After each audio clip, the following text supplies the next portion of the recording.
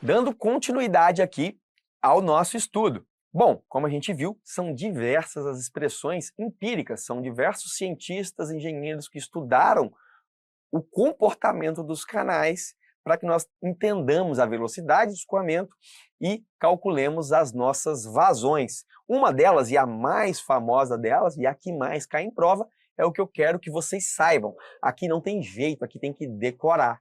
Inevitavelmente, cedo ou tarde, você irá se deparar com uma questão que calcule ou que peça para calcular ou a velocidade do escoamento ou a vazão que eu tenho nesse escoamento, que é a nossa famosa fórmula desenvolvida por Chézy, ou Chézy, com o coeficiente de Manning, que ficou popularmente conhecido como a equação de Manning para canais, ou a equação de Manning para condutos livres, que se dá o quê? Com ela eu consigo calcular a velocidade média de escoamento do fluido. Eu vi que o perfil de velocidades ele não é linear, ele não tem uma velocidade única, mas eu vi que existe uma velocidade média. Como é que eu calculo essa velocidade média para que eu possa calcular no futuro aqui, então, uma vazão? Através da equação de Manning, a mais famosa das equações. Primeiro termo para o cálculo da velocidade é 1 sobre n, que é o coeficiente de rugosidade de Manning, que eu tenho aqui valores, por exemplo, de um canal revestido, de um canal de terra não revestido, e é claro, se ele tiver em boas condições, ele tem um coeficiente menor, se ele tiver em má condições, ele tem um coeficiente maior. Significa o quê? Quanto maior o coeficiente de rugosidade de Manning, menor a velocidade, consequentemente, menor a vazão. Então, quanto mais áspero, quanto mais a perda de carga, quanto mais resistência ao escoamento do fluido nós temos nos canais, obviamente, a vazão, a velocidade irão diminuir. Mais uma vez, então ele é inversamente proporcional à velocidade, o nosso coeficiente, vezes raio hidráulico. E aqui eu não pergunto se é seção circular, seção retangular, triangular. Eu tenho um parâmetro que é o raio hidráulico, área molhada sobre perímetro molhado, elevado a 2/3 vezes a raiz da inclinação, ou a inclinação, ou declividade, elevado, desculpa aqui, a meio, que algumas expressões a gente vai ver, elevado a meio é o mesmo que raiz da declividade. Declividade de quê? Do fundo do nosso canal, para a gente calcular. Então a equação de Manning, ela me dá a velocidade. Eu posso, com a velocidade média, calcular a vazão, basta multiplicar pela área molhada do meu conduto. Então, calcula a velocidade pela equação de Manning, mas a gente sabe que área vezes velocidade dá a vazão. Se isso dá a vazão, então, maravilha, consigo também pela equação de Manning calcular a vazão. Na sequência, a gente continua tendo válida a equação de velocidade média e a equação da continuidade. Essa equação da continuidade ela nos persegue, porque ela é a base para resolver problemas de hidráulica. Ela diz que, bom, velocidade vezes área é igual a vazão. Se eu tenho vazão constante, eu estou num escoamento permanente, se eu estou no escoamento permanente, área 1 vezes velocidade 1 tem que ser igual a área 2 vezes velocidade 2. Afinal de contas, o fluido é incompressível, então eu estou partindo da ideia de princípio da conservação mássica. Então aqui a gente tem, se a gente partir do princípio, a gente tem ρ1 e ρ2. Eu estou conservando a massa. Na verdade, eu não estou conservando o volume, eu estou conservando a massa. Como a massa específica é igual, então eu simplifico. Se eu tenho um fluido incompressível, conservar a massa significa conservar a vazão. Ponto.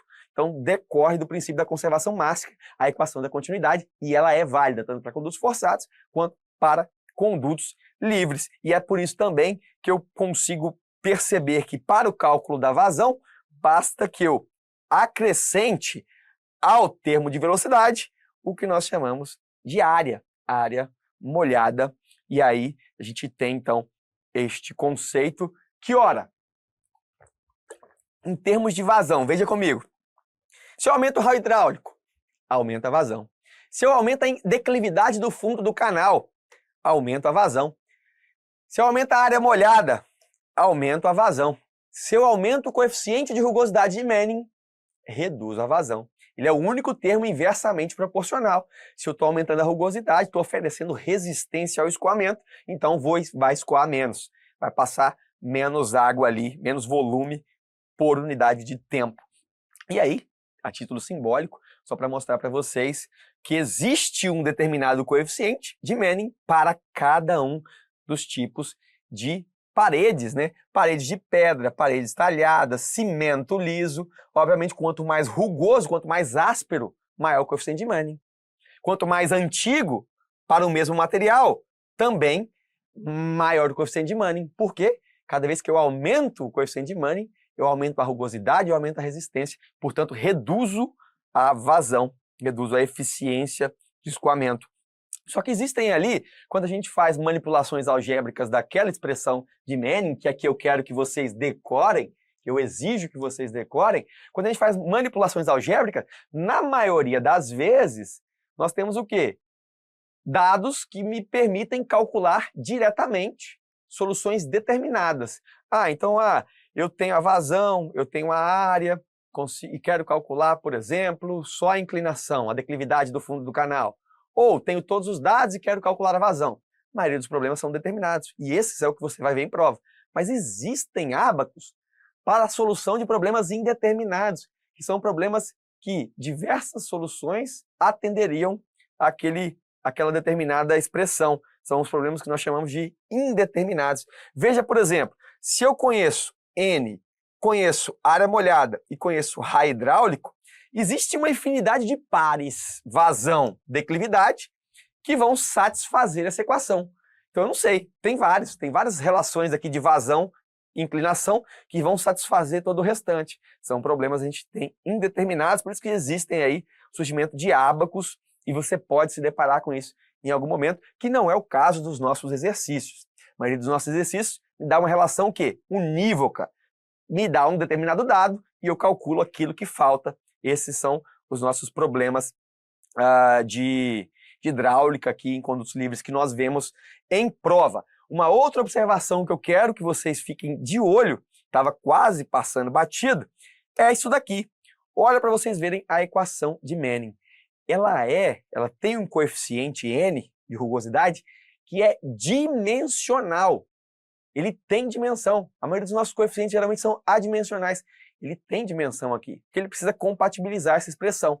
Portanto, eu preciso entrar os dados de entrada, de preferência todos do sistema internacional, porque aí eu fico tranquilo com esse coeficiente, que ele não é adimensional. Se você for analisar aqui e eu entrar com esse coeficiente adimensional, ele não vai resolver o problema dessa nossa equação. Por quê? Aqui a gente vai ter em área a vazão, né? Digamos que a vazão, metro cúbico por segundo. Vamos colocar tudo em sistema internacional. 1 sobre N vezes área, metro quadrado, vezes o raio hidráulico, que a gente sabe que é em metro.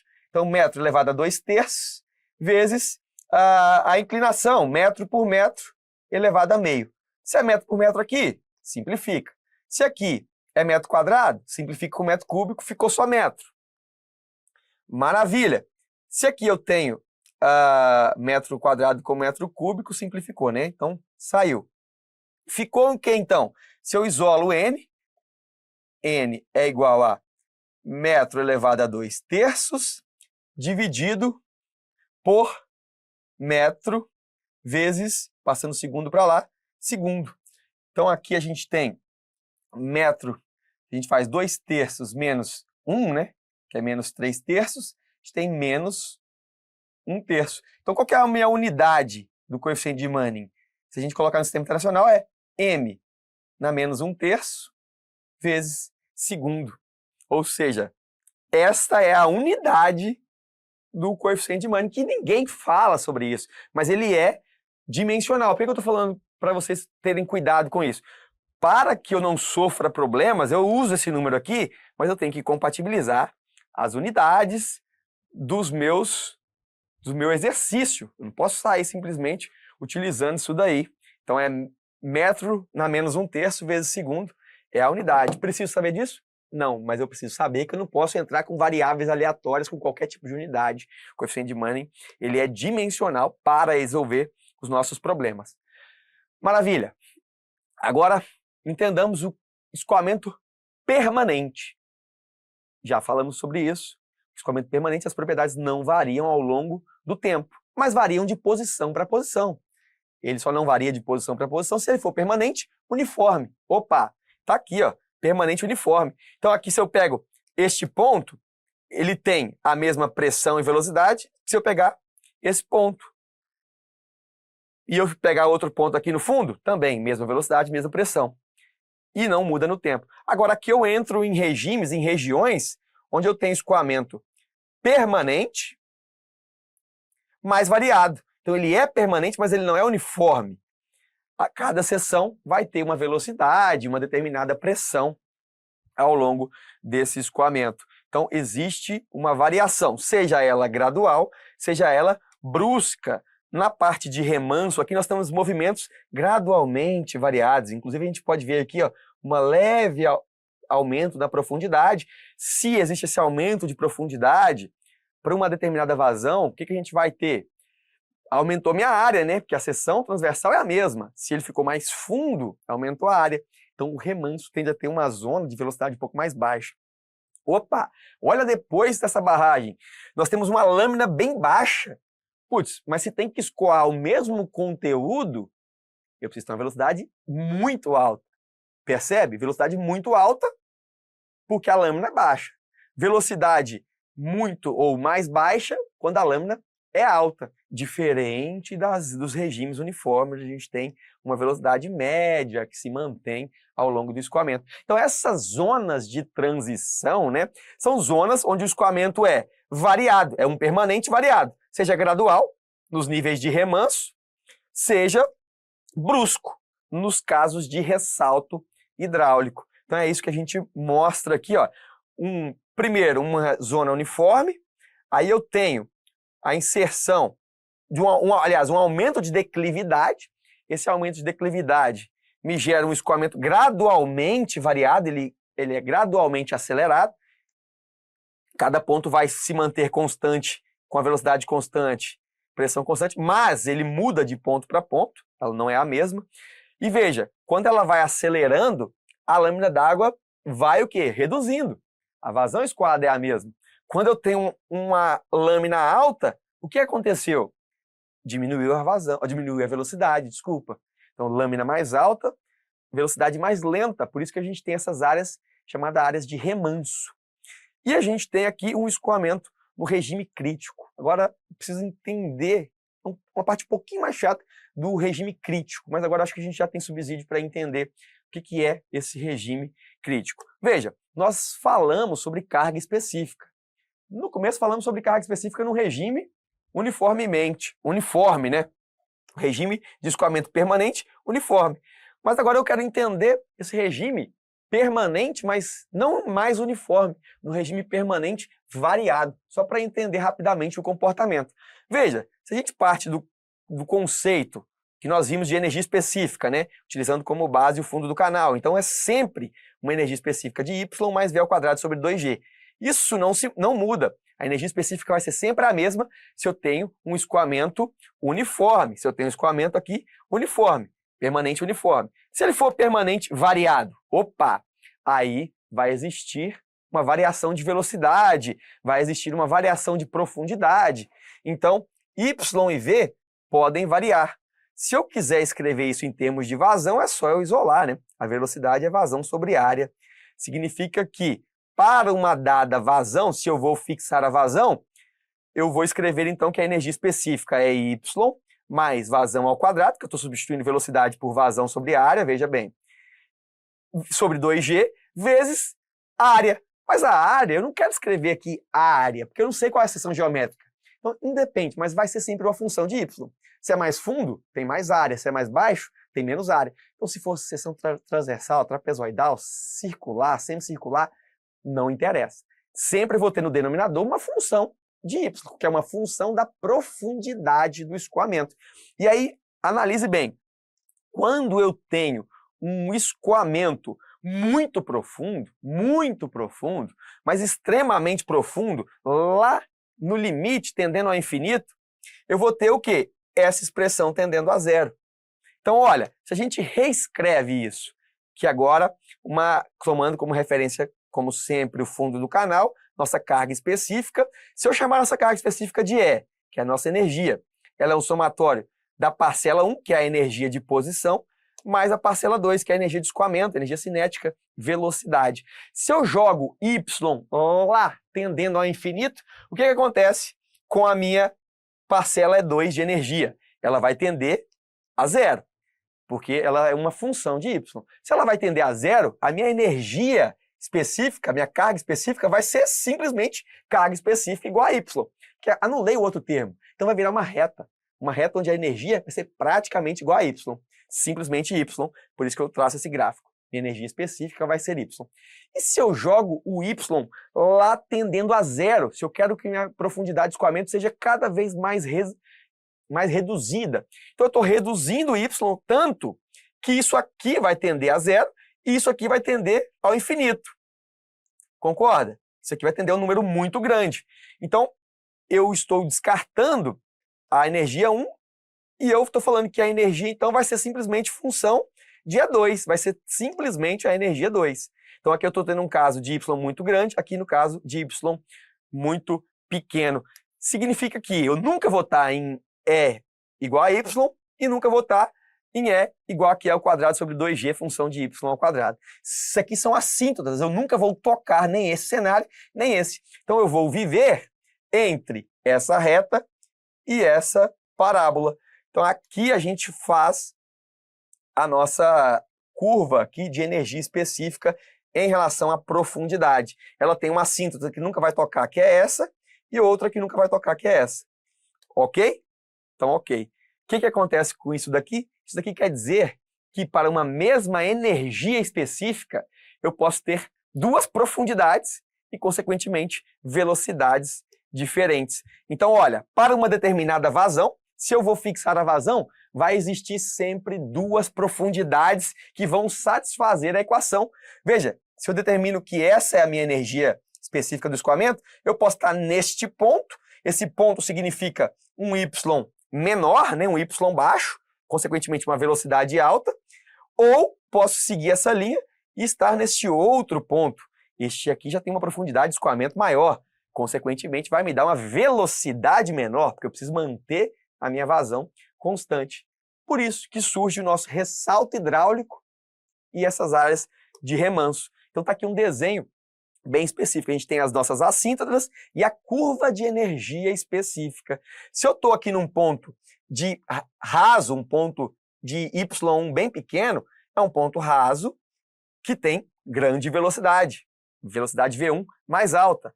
Passo por um turbilhamento e atinjo um outro nível estável também na mesma energia específica do escoamento. Só que agora tem profundidade Y2 muito grande, consequentemente, para manter a mesma vazão, nós teremos que ter uma velocidade, o quê? Um pouco, aliás, consideravelmente menor, mais lenta.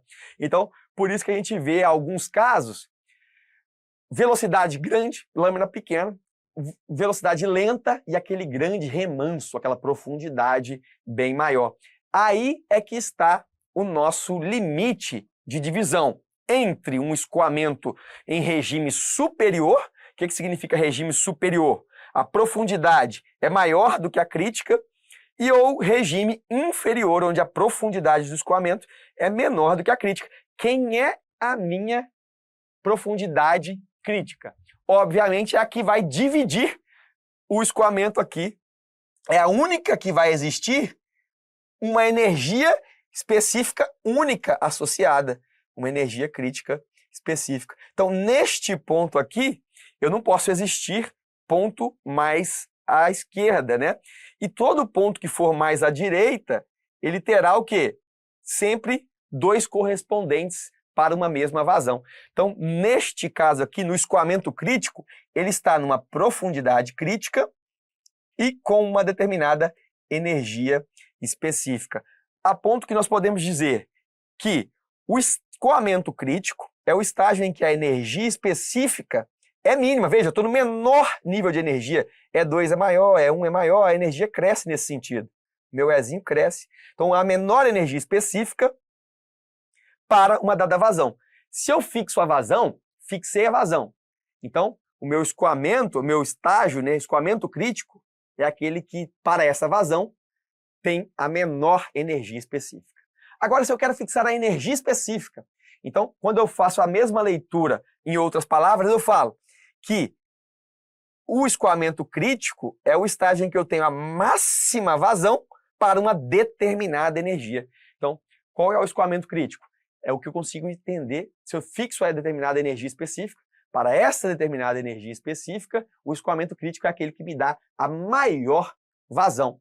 Se eu tiver com velocidades acima da velocidade crítica, eu vou ter o escoamento que a gente chama de escoamento rápido ou supercrítico. Agora, curioso, cuidado, mas muito cuidado mesmo com isso daqui. O regime inferior, que é o regime que está abaixo da profundidade crítica, ele é raso. Por isso que ele chama regime inferior. O Y dele, a profundidade de escoamento, é menor do que a crítica. Como se eu estivesse na parte do meio aqui para baixo. Regime inferior. O escoamento tem que ser o quê? Se a profundidade é pequena para uma mesma vazão, velocidade rápida. Um regime torrencial, supercrítico, ok? Portanto, o regime inferior tem lâmina pequena e a velocidade tem que compensar. O regime superior, veja, ele é superior, a profundidade é que é grande, maior do que o Y crítico, maior que a profundidade crítica. Consequentemente, para a mesma vazão, eu tenho um escoamento lento, um escoamento tranquilo, um regime fluvial, chamado de subcrítico. Olha, regime superior é um escoamento subcrítico. Por quê? Porque a velocidade. Então, supercrítico e subcrítico tem a ver com velocidades. Supercrítico, grande velocidade, mas eu tenho que lembrar que eu estou no regime inferior, porque se tem a velocidade alta, tem que ter lâmina d'água menor. Perfeito? E aí a gente chega aqui, então, na definição que nós já havíamos, em algum momento, visto falar do número de Reynolds e número de Froude. O de Reynolds a gente estuda quando estuda as forças viscosas, né, de viscosidade. Então é uma relação entre forças inerciais e forças viscosas, que geralmente utiliza essa expressão. Isso vale, inclusive, para condutos forçados. O Reynolds nada mais é do que a velocidade vezes o diâmetro dividido pela viscosidade cinemática. Essa é a equação para o número de Reynolds. Vale para canais? Vale. Vale para condutos forçados? Também vale. Vale para os dois. Só que em canais, a gente geralmente substitui o D por 4HR. De onde vem esse 4 raio hidráulico? Exatamente do caso em que o raio hidráulico para uma seção circular plena, que é o caso de condutos forçados, é D sobre 4. Então, quando eu isolo D aqui, eu tenho que D é igual a 4 raio hidráulico. Então, para manter as mesmas especificações dos condutos forçados, eu posso entrar aqui na equação de Reynolds, ao invés de com o diâmetro, com 4 vezes o raio hidráulico. E por quê? Porque agora eu não estou falando só de escoamento seção circular. Estou falando de qualquer seção, retangular, trapezoidal, triangular. Então, quando eu uso em termos de raio hidráulico, eu consigo colocar isso todo mundo num mesmo padrão, num mesmo especificação, e não em termos de diâmetro.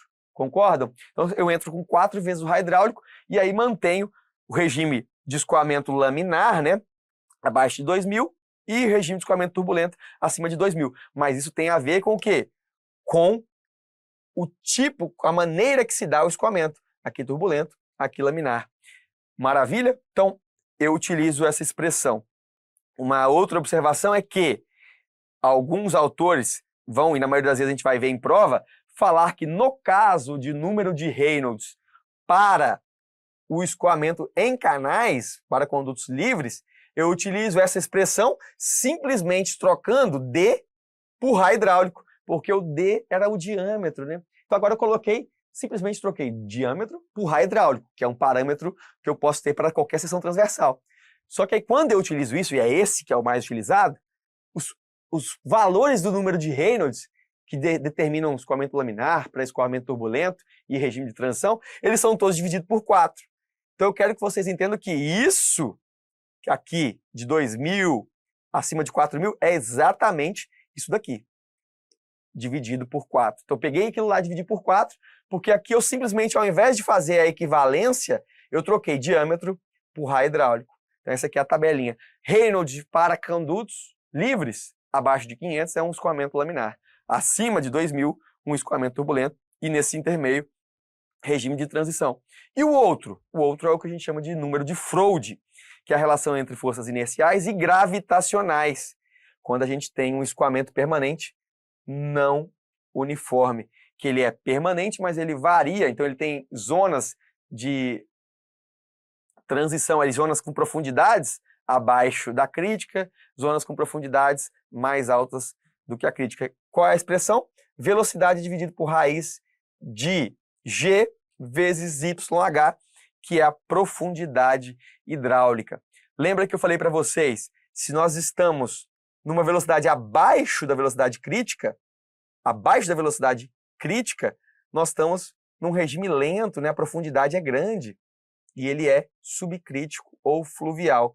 A gente fala que o número de Reynolds para ele é menor do que 1. Então, isso é uma forma, ao invés de fazer o cálculo da energia, tudo aquilo que a gente falou sobre energia, a gente calcula o número de Reynolds. E aí eu sei se ele está funcionando num regime subcrítico ou fluvial, que é aquele mais profundo, né, mas que vai devagar, ou se ele está num regime mais supercrítico torrencial, que é aquele mais raso, porém muito veloz. Uma forma de nós analisarmos como que se dá esse escoamento em campo. Obviamente que quando o número de Froude é igual a 1, eu estou exatamente no regime crítico de equilíbrio entre forças gravitacionais e de inércia. Então, olha esse desenho aqui mostrando para a gente. Lâmina muito pequena de água, regime supercrítico, porque a velocidade é maior do que a velocidade crítica. Significa que a velocidade ela segue o número de Reynolds. Significa que Reynolds é maior que 1. Opa, passou por um turbilhamento, um ressalto hidráulico aqui e entrou na zona subcrítica. Aqui a profundidade é mais alta, mas a velocidade é menor que a velocidade crítica. Está aqui, ó, velocidade menor que crítica, Reynolds menor que 1. Subcrítico é o regime de escoamento ou fluvial. Aqui nós acabamos de mostrar para vocês um caso de ressalto hidráulico. Está aqui, ó, sobreelevação brusca da superfície líquida. Comum de acontecer aqui nessa área aqui, veja que eu tenho um obstáculo ao longo do escoamento. É comum de acontecer também no sopé de barragens. Olha aqui, um ressalto hidráulico. Sempre que nós temos aí obstáculos ao longo do escoamento, nós podemos criar aí, gerar pontos de ressalto hidráulico. E veja, para uma determinada vazão, eu tenho duas profundidades que atendem aquela energia específica. É tudo o que nós vimos até aqui. Então, ele tem a mesma energia específica antes, só que ele está num regime supercrítico aqui, né? Nesse caso, num regime torrencial, e ele passa por um ressalto hidráulico e entra num regime mais subcrítico, aquela velocidade mais lenta, que o número de Froude é menor do que 1. Consequentemente, a gente tem aqui o regime subcrítico ou fluvial. Então, depois que eu passei desse ressalto, tem aqui uma velocidade mais lenta, porém uma profundidade maior. E o remanso nada mais é, para finalizar a nossa aula, do que essa parte aqui, onde nós temos um escoamento que era uniforme, que com declividade e seção constante, passou por uma modificação. Por exemplo, eu acrescentei aqui uma barragem, e aí existiu o quê? Uma sobrelevação da água, influenciando no nível d'água a grandes distâncias. Bom, coloquei um obstáculo, gerou como é que eu posso dizer? Um transtorno ali, né? Um regime permanente variado, variou gradualmente. Essa seção ela passou pelo quê? Ela aumentou sua profundidade. Ele elevou o nível d'água, consequentemente, para uma mesma vazão, reduziu a velocidade. Então, é aquela zona de remanso. E isso se prolonga. Todo esse remanso, geralmente, ele vai ali metros, quilômetros. E esse estudo de remanso, quando a gente coloca algum obstáculo construído, ele deve ser feito, porque a gente aumenta a área de alagamento. Veja, a velocidade diminuiu e a profundidade aumentou. Então, tem mais área alagada. Preciso fazer essa análise, né, para delimitar exatamente essas áreas que serão inundadas, qual é o volume de águas que se acumulará e a variação que se terá aí nas profundidades. Isso é muito importante quando a gente vai construir um barramento, qual é a área, né, que vai ser alagada em função dessa construção. E essa área geralmente é uma área de remanso, onde nós temos velocidades lentas e profundidades maiores. Espero que vocês tenham entendido, principalmente essa parte mais chata, conceitual do final, mas que já vai ser suficiente para resolvermos grande parte das questões. Valeu? Abraço e até a próxima.